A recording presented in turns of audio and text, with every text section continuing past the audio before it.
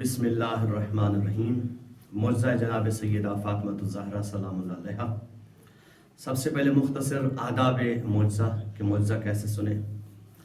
خوشبو لگائیے، اپنے کھلے ہوئے سر کو ڈھانپ لیجئے، فضول باتوں کو ترک کیجئے اور خام خواہ میں ہنسی مذاق کو ضبط کر لیں، اور اعتقاد کے ساتھ یہ معجزہ سنیے کہ جیسے آپ یہ معجزہ پڑھ رہے ہیں یہ آپ کی قبولیت دعا کی ضمانت ہوگی، اور جو مٹھائی شیرنی آپ لے کے آئے نیاز کے لیے اس کو احترام اور ادب کے ساتھ کھائیے۔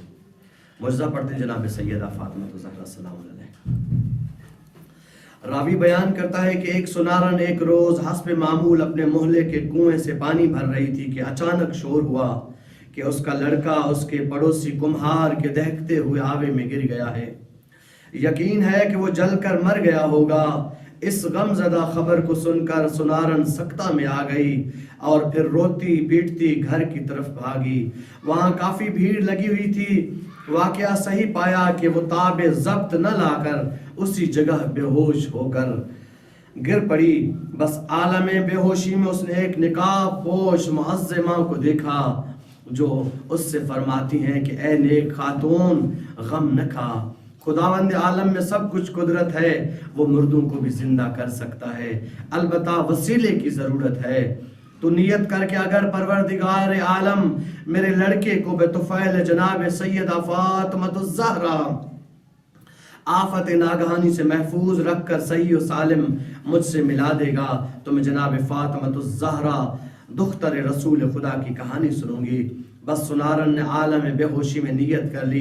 جب آنکھ کھلی تو اس نے دیکھا کہ اس کا لڑکا باعجاز جناب سیدہ فاطمہ الزہرا بے حکم پروردگار عالم صحیح و سلامت اس کے پاس کھڑا ہے، اور وہ لوگ اسے حیرت سے دیکھ رہے ہیں۔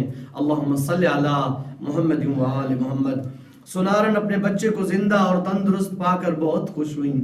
فوراً بازار سے 2 درہم کی شیرنی مول لی اور اس کو ایک پاک و پاکیزہ مقام پر رکھ کر پڑوسوں کے پاس گئی اور ان سے گویا ہوئی کہ خدا نے میری مراد پوری کی۔ جناب سیدہ فاطمہ الزہرا کے طفیل، میں نے کہانی مانی ہے جناب سیدہ کی، لہٰذا حق ہمسایہ یہ ہے کہ تم میرے یہاں چل کر جناب سیدہ معصومہ کی کہانی سن لو، میں تمہاری شکر گزار رہوں گی۔ پڑوسیوں نے جواب دیا، ہم کو فرصت نہیں، ہم اپنا وقت ضائع نہیں کریں گے۔ یہ سن کر وہ رنجیدہ گھر واپس آئی اور شیرنی لے کر روتی ہوئی آبادی سے جنگل کی طرف اس امید پر نکل پڑی کہ شاید کوئی اللہ کا بندہ مل جائے اور اس کی آرزو کو پورا کر دے۔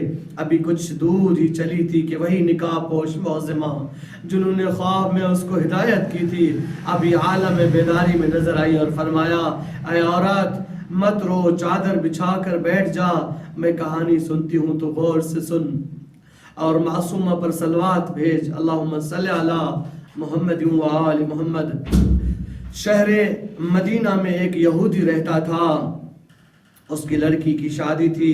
سب یہودیوں نے باہم صلاح کی کہ اس موقع پر مسلمانوں کے رسول کی بیٹی کو بلا کر معاذ اللہ رسول کی توہین و تذلیل کی جائے، اس لیے جناب سیدہ وہی پھٹے پرانے کپڑے پہن کر آئیں گی۔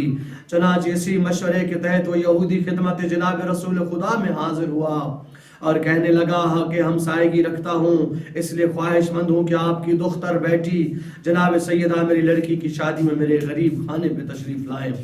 اگر آپ ان کو شرکت کی اجازت عطا فرمائیں گے تو میری بہت عزت افزائی ہوگی۔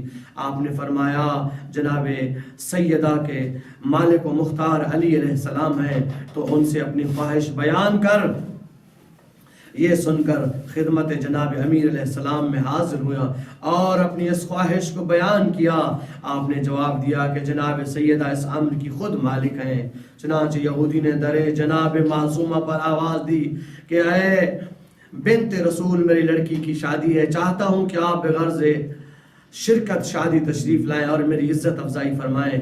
وہاں سے جواب ملا کہ جناب امیر سے اجازت لوں تو چلوں؟ بس یہودی نے کہا، میں آپ کے بابا جان اور جناب رسول خدا اور آپ کے شوہر شیر خدا سے کی خدمت میں حاضر ہو کے آپ کی اجازت لے چکا ہوں، ان دونوں نے آپ ہی کو مختار کیا ہے۔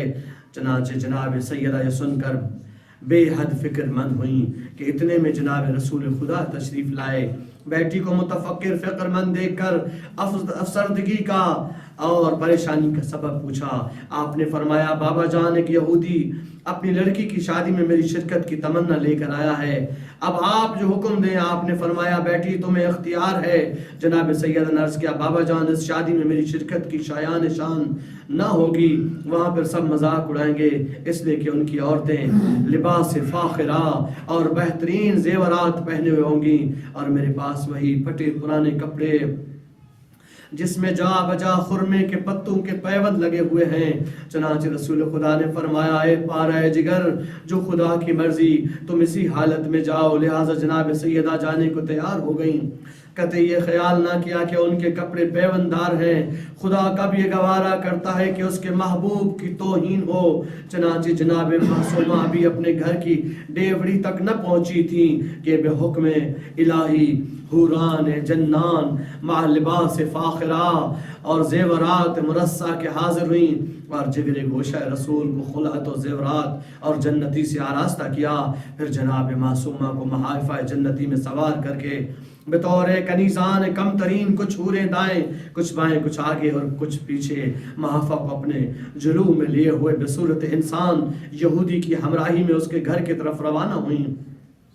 جس طرف سے جناب سیدہ کی سواری گزرتی اسی طرف کی فضا معطر ہو جاتی، اور لوگ حیران ہو کر یہودی سے پوچھتے یہ کس کی سواری ہے اور کہاں جا رہی ہے، اور وہ یہودی فخر سے ہر ایک دریافت کرنے والے کو یہ جواب دیتا کہ یہ مسلمانوں کے رسول کی لخت جگر ہے، یہ اس کی سواری ہے اور میری بیٹی کی شادی میں شرکت کے لیے میرے گھر جا رہی ہے۔ جناب سیدہ بہین تجمل وقار یہودی کے مکان میں پہنچی تو آپ کے نور سے اس کا سارا مکان منور ہو گیا، اور ایسی خوشبو دور دور تک فضا میں پھیلی کہ ویسی خوشبو کسی نے بھی آج تک نہ سونگھی تھی۔ وہاں پر جتنی یہودی عورتیں تھیں جناب سیدہ کی شان و شوکت دیکھ کر مارے حسد کے بے ہوش ہو گئیں۔ تھوڑی دیر کے بعد سب عورتیں تو ہوش میں آ گئیں، مگر دلہن کو ہوش نہ آیا، اور تو نے دلہن کو دیکھا تو حیرانی میں آ گئی، اس لیے کہ وہ مری ہوئی پائی گئی تھی۔ یہ دیکھ کر وہ شادی کا گھر ماتم کدا بن گیا۔ جناب سیدہ کو بہت تشویش ہوئی۔ آپ نے ہر ایک کو تسلی دلاسا دے کر فرمایا کہ خدا سے دل لگا لو کہ اس کے قبضہ قدرت میں سب کچھ ہے، اس کے نزدیک مردے کو زندہ کرنا کوئی بڑی بات نہیں۔ تمام عورتیں یہود نے ایک زبان ہو کر کہا ہم نے تو آج تک کسی مردے کو زندہ ہوتے نہیں دیکھا جو دلہن مر کر زندہ ہو جائے گی۔ آپ نے ایک لوٹے میں پانی طلب کر کے وضو کیا اور 2 رکعت نماز حاجت پڑھ کر بارگاہ رب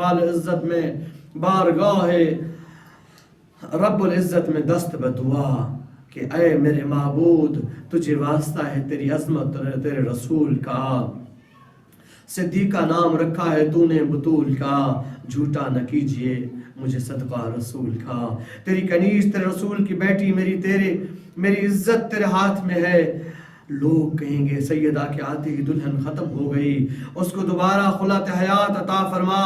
بس اب ہنوز دعا تمام نہ ہوئی تھی کہ دلہن کلمہ شہادت پڑھتی ہوئی اٹھ بیٹھی اور گویا ہوئی اور کہنے لگی کہ میں شہادت دیتی ہوں خدا وحدہ لا شریک ہے اور آپ کے والد ماجد اس کے سچے اور آخری رسول ہیں، آپ مجھے اسلام کی تعلیم فرمائے۔ چنانچہ جناب سیدہ کا اجازت دے کر دلہن کے ساتھ ہی اور دیگر 500 زن و مرد مشرف بے اسلام ہوئے۔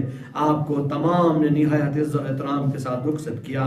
ایک زن یہود کو جو اب مسلمان ہو چکی تھیں آپ کی کنیزی میں دیا جس کا نام ام حبیبہ تھا۔ جب آپ شاداں فرحاں اپنے دولت خانے واپس تشریف لائیں اور اپنے پدر بزرگوار سے اس واقعے کو بیان فرمایا تو آپ زیادہ خوش ہوئے اور سجدہ شکر بجا لائے۔ بس اللہ پاک سے دعا ہے تمام معجزہ سننے والوں کی تمام ظاہری اور باطنی پریشانیوں کو دور فرما۔ والسلام علیکم ورحمۃ اللہ وبرکاتہ۔